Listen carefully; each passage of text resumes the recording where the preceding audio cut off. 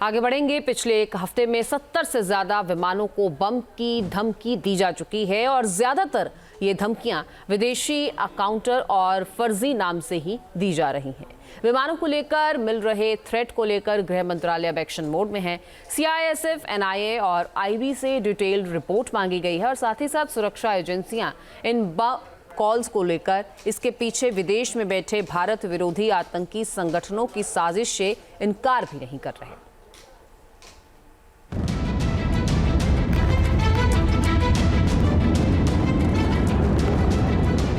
दर्जनों विमानों को धमकी। क्या सुरक्षित नहीं बचा आकाश? क्या यह किसी बड़ी साजिश का इशारा है? इंडियन एयरलाइंस को बम से उड़ाने की धमकी को लेकर हड़कंप मचा हुआ है। सोशल मीडिया प्लेटफॉर्म एक्स पर गुमनाम और अनवेरिफाइड अकाउंट से ये धमकियां दी जा रही हैं, जिससे एयरलाइंस से लेकर एयरपोर्ट पर खलबली मची हुई है। धमकियों का ये सिलसिला कब थमेगा? कौन बुन रहा है विमानों में बम की धमकी का जाल? क्या देश की एविएशन इंडस्ट्री के खिलाफ साजिश हो रही है? विदेशों से हो रही है? 48 घंटे में दर्जनों फ्लाइट में बम की धमकी।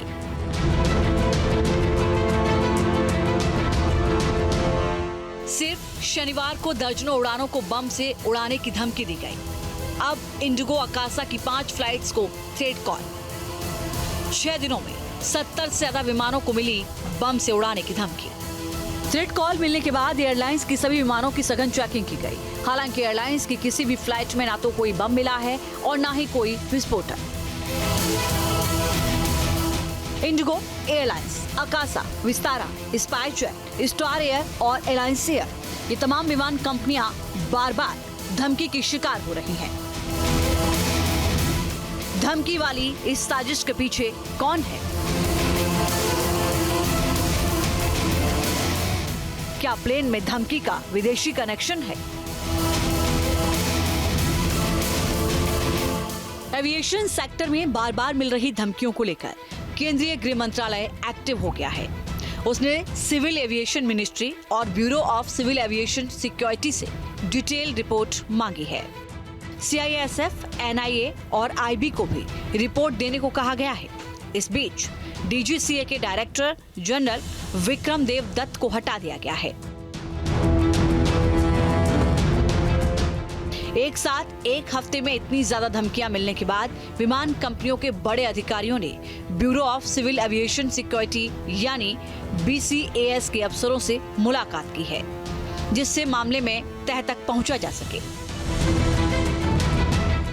चिंता की बात यह है कि धमकी का ये सिलसिला पिछले एक हफ्ते से चल रहा है, जिसको लेकर सरकार एक्शन में है। केंद्र सरकार ने 16 अक्टूबर को फ्लाइट्स में एयर मार्शलों की संख्या दोगुनी करने का फैसला किया था, लेकिन धमकी का ये सिलसिला रुक नहीं रहा है। मुंबई पुलिस ने फ्लाइट में बम रखने की झूठी खबर फैलाने के मामले में एक शख्स को गिरफ्तार किया है। यहां एक नाबालिग को भी हिरासत में लिया गया है। इन्होंने 14 अक्टूबर को इंडिगो फ्लाइट में बम रखे होने की धमकी दी थी। लगातार मिल रही धमकियों के बीच दिल्ली पुलिस ने भी 6 एफआईआर दर्ज की हैं। न्यूज नेशन अब व्हाट्सएप पर खबरों की ताजा अपडेट के लिए न्यूज नेशन के इस क्यूआर कोड को स्कैन करें।